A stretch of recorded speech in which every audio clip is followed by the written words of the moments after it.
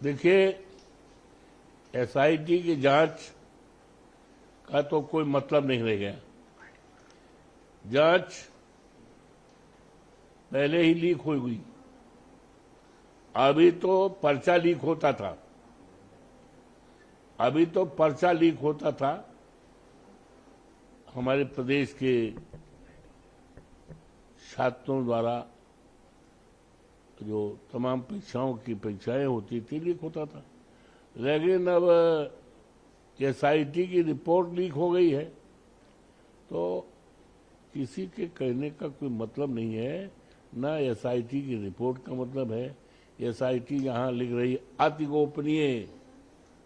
गोपनीय, और जहाँ पर ये कह रहे थे कि हम पूरी तरह से निर्दोष हैं, एसआईटी पूरी तरह से, और खुलासा होने के पहले ही पैसे की बरामदी हुई थी।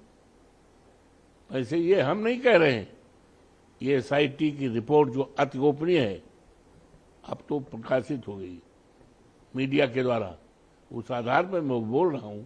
तो इसका कोई मतलब नहीं रह गया है। ये बड़ा मामला है। देश के करोड़ों लोगों के जो प्रभु श्री राम के प्रति आस्थावान है, उनके आस्था पर ये डकैती है। न जाने कितने गरीब लोग, हमने देखा है, तमाम गरीब लोग प्रभु श्री राम के मंदिर पर चढ़ावा करने के लिए आते हैं। बदन पे ठीक से कपड़े नहीं हैं, पैर में जूता चप्पल नहीं है, लेकिन उसके बावजूद भी सबसे ज्यादा अगर आस्था कोई रखता है, तो मैं जहां तक समझता हूं, करीब ज्यादा आस्थावान होता है। वो आता है प्रभु के और चढ़ावा चढ़ाता है। तो ये बहुत बड़ा खेला हुआ है, ये राष्ट्र का बहुत बड़ा खेला है, ये बहुत दर्दनाक घटना है।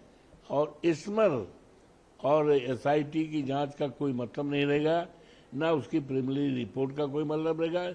जब सब खुलासा हो गया, अब खुलासा में सब अपने आप निकल बाहर आ गया है, तो एक ही रास्ता है।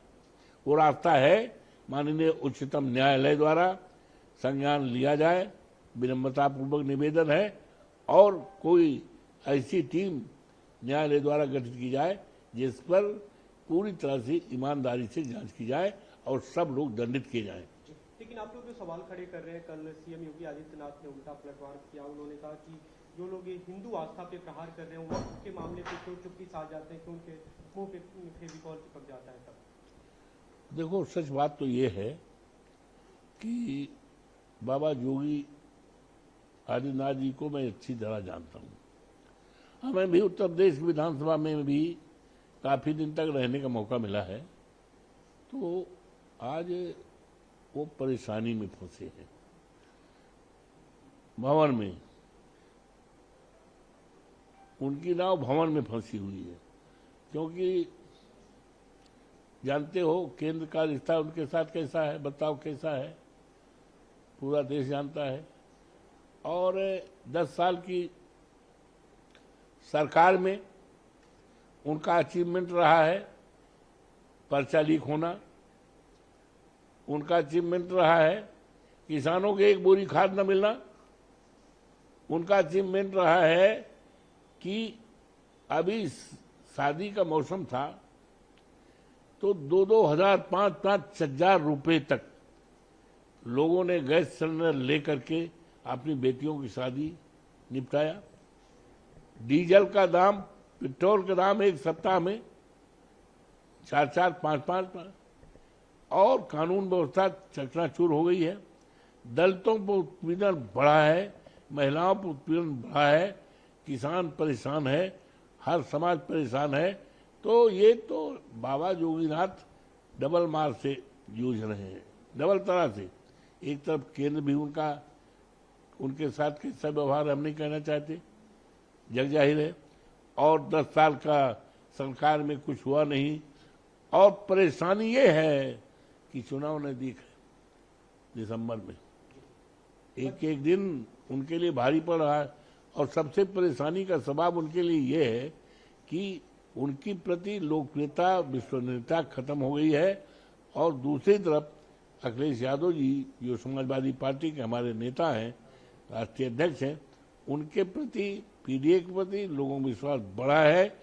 और ये तयशुदा माना जा रहा है कि 27 का जो चुनाव निकट है उसमें भारतीय जनता पार्टी पूरी तरह से हारेगी। 50 सीट अगर पा जाए तो जान लीजिए दुनिया का सबसे बड़ा अजूबा होगा। और समाजवादी पार्टी अखिलेश जी के नेतृत्व में एक मजबूत सरकार बनाएगी, जिसमें ये पेपर लीक का कोई सवाल नहीं रहेगा, महंगाई दूर होगी और अयोध्या का भव्य मंदिर जो है, अयोध्या का इतना विकास होगा। अयोध्या को तो इन्होंने ढहाया है, मंदिर तक गिराया है, न जाने कितने घरों को बुलडोजर से गिराया है, किसानों की जमीन कौड़ियों के दाम लिया है, बड़ा अत्याचार हुआ। ये सारा अत्याचार खत्म होगा और प्रभु श्री राम की मर्यादा को अगर कोई कायम करेगा पूरे देश में, दुनिया में, तो माननीय अखिलेश यादव जी की सरकार आने पर। बद्रीनाथ जो मंदिर है उसमें भी चंदा में कुछ अनियमितता की घटना सामने आई थी और उसमें अब FIR दर्ज किया गया है। मुख्यमंत्री जो पुष्कर धामी है उन्होंने उस पर SIT भी गठित की थी, कुछ लोग की कमेटी बनाई गई थी जो उस मामले की जांच करे। पहला FIR हुआ उस मामले में।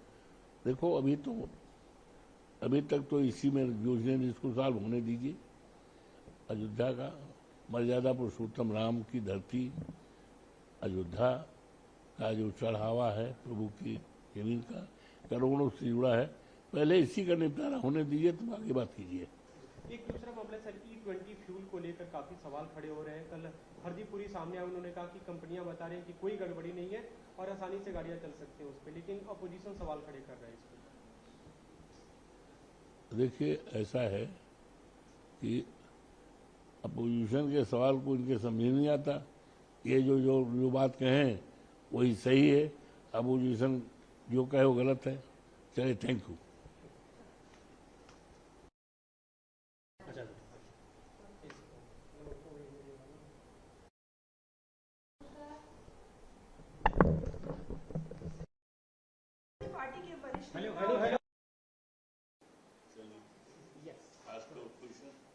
सर, अखिलेश जी ने कहा है कि अब इस घटना के बाद से राम मंदिर में चंदा चोरी के बाद पेश करते हैं अयोध्या में, अब वो भी नहीं आएंगे।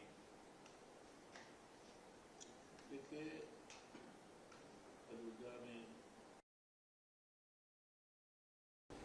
SIT की जांच का तो कोई मतलब नहीं रह गया।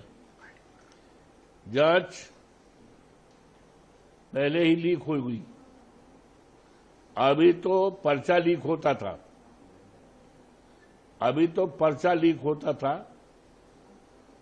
हमारे प्रदेश के छात्रों द्वारा जो तमाम परीक्षाओं की परीक्षाएं होती थी, लीक होता था। लेकिन अब SIT की रिपोर्ट लीक हो गई है।